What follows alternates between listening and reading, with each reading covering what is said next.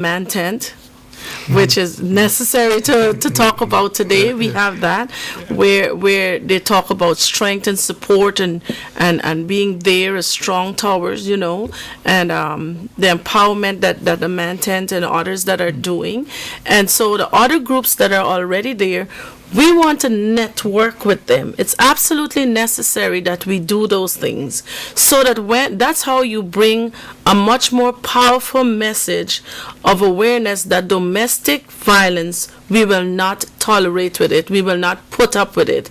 And we will show them that we're doing something about it. So that's where we're working with others for empowerment. The conference is about making a bigger impact and bring a larger scale of awareness, as it were, in the whole country. So we're using the television stations and programs that we will put in place, as well as the conferences. And then after that, we want to set up a crisis intervention program, networking with so many different organizations, the police, the fire department, and all the other groups that are there that I'm sure will be willing to work with us or be working with them also. Great. And you've done similar programs elsewhere? Yes. All over the world? Yes. And what are some of the results that you've seen from this type of programming? One young lady that we have right now, we had a program in Jacksonville for women between the ages of 18 to 25, where they were disenfranchised for whatever mistakes or whatever they might have done or might have caused to them. And so we brought them and we had a home where we work with them, send them back to school and help to empower them in different areas, and then send them back into the job market or just to be in a family or whatever. And it was very effective.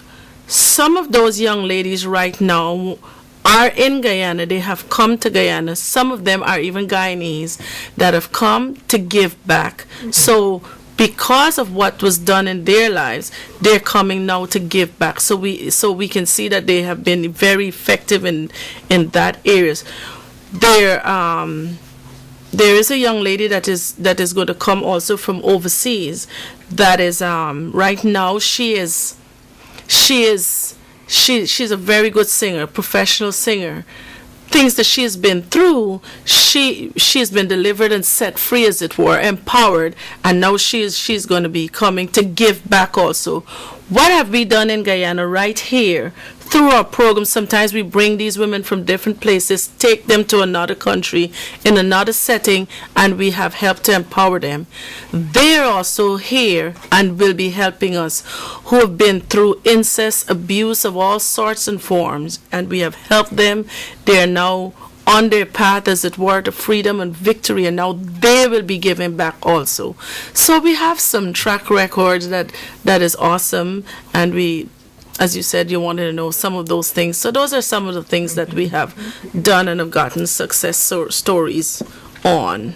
Great. We were talking before we got on the program tonight, and I understand that your work and the focus, it stretches beyond the boundaries of the church. Mm-hmm. But for those churches and leaders of the churches who may be listening, and they want to get involved in this type of work or do something to address the issue that you're looking at, what recommendation would you make to them, or what systems can they put in place to actually be a part of the solution in a very practical way? Mm-hmm.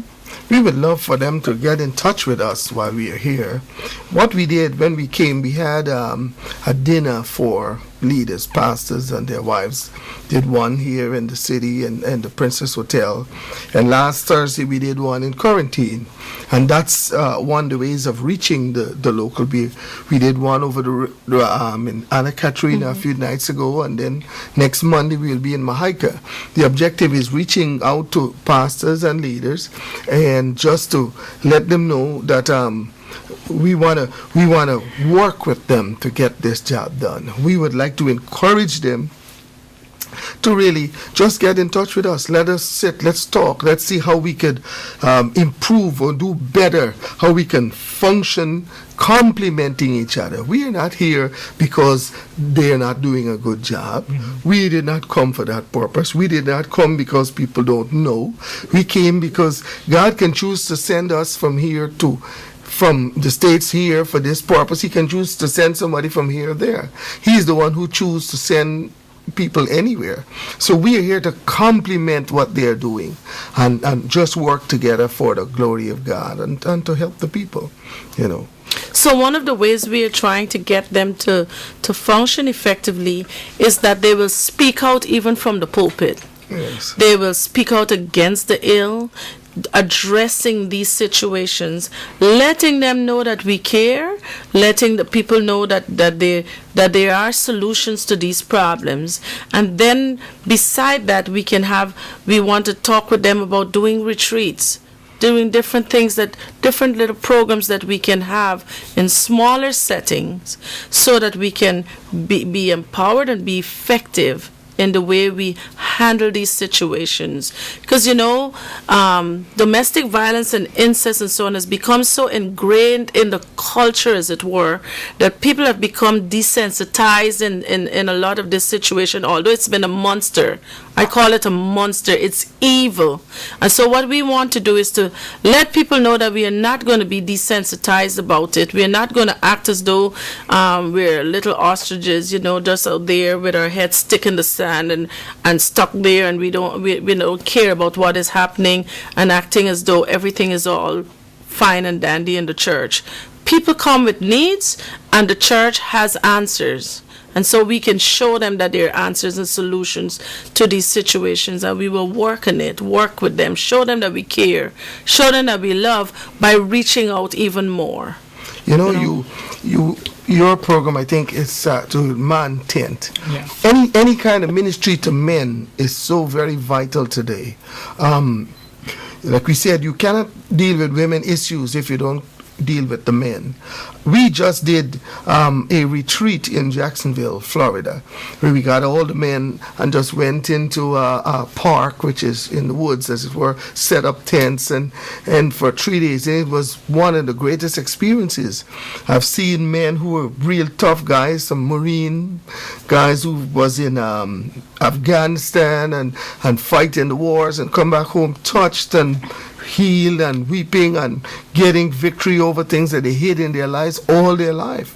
So, you know, any kind of ministry to men is very, very important, yes. Especially today. I would like to commend your pastor, your apostle, for reaching out to men and really, so everybody can talk about the bad stuff. But like I said, you know, the important thing is not what bad people do. The thing that is important is when good people do nothing. You can read about it in the papers, you can hear all the things that's happening, but until you actually get involved and begin to do something about it, because only then is when you have something to say. Because when good people do nothing, that is worse than what bad people do. So true. Bishop, how would you respond to the type of thinking that says issues such as domestic violence, it's maybe confined to a particular race or maybe people of a particular location or economic status, and so I don't have a problem with it, people around me don't have a problem with domestic violence? How would you respond to that type of thinking? You know, it's amazing that people would even think that way, because domestic violence is something that crosses every kind of racial boundaries or geographic locations. You know, my wife did her master's program on in Florida, and had to do counseling in some of these crisis intervention programs. Some of the people she had to talk to were doctors who were being beaten, and people in the highest society.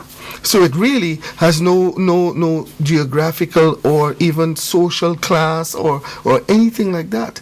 This is something that affects every culture, affects every form of our society. So for us to pretend it isn't there, read about it in the newspapers, and then, you know, put it on the shelf and pretend it isn't there is really not being wise. It must be confronted. And confrontation or dealing with it openly, speaking about it, is the only way these things can be dealt with. I don't know if you would remember, I guess growing up in Guyana, you would come home in the night and the place is dark. You put the light on and you would see roaches running for the dark because they cannot handle the light. One of the ways to deal is to shine the light in every aspect of our society. Shine the light in every area, confronting, speaking about situations. Like we would not only go and preach in the conference, we would have dramas and dance and skits and interpretive and every form and fashion to convey this message of hope, message of deliverance, message of change, and then we would be there, strong men to counsel with the men, talk with them, speak to them. Even if we have to go to their homes, we prepare to do whatever is necessary to bring changes and see people's lives turned around. And we believe that there is hope. That's the only reason God would have shown her to come if there isn't his time to do it. Yes. When God came to Moses in the wilderness and he said to Moses, when he saw the burning bush, he was shocked to see the bush burning without being consumed. But the Lord says, I heard the cry of my people and I'm sending you for that. We feel that the Lord has heard the cries of a lot of men and women here, and he has sent, and children, and he has sent us together with all the others to really bring a change in this situation. Great. Thank you, Bishop. And we have just a few minutes more. With that time, I just want to ask you to give us some information on the upcoming conferences, location, time, and how can people get connected to these conferences? Yes. Well, it's going to be, we'll start in quarantine, which will be, the dates are the 13th, 14th, and 15th in Tain. At the Tain University campus in quarantine, and then it will be in Bartica, that is in the Bartica Full Gospel Church, because there is really no other building big enough. The streets off. We want to block the streets, put some big screens out there, get permission to put chairs even on the road so people can come from the interior, from everywhere for the conference. And we want to do one here in the city. We are still working if it's going to be at the Culture Center where, but we are really pursuing that. Yes. But it will be all in the month of October. Yes. One of us were born in October, so our birthdays will be in Guyana. Okay. And we're really looking forward for that. And it's free. It's free. It's free. It's free, yes. Great. Bishop, Apostle, thank you. It's really been a pleasure sharing this time with you, hearing about the work you've been doing and the work you plan to do. And to our viewers, I want to say look out for these conferences. Get connected to them. Even though you yourself may not be experiencing some of these issues, do connect people or do come for the information and to be equipped because you can help people you may know. And this has been X1 Interface, and do enjoy the rest of your evening.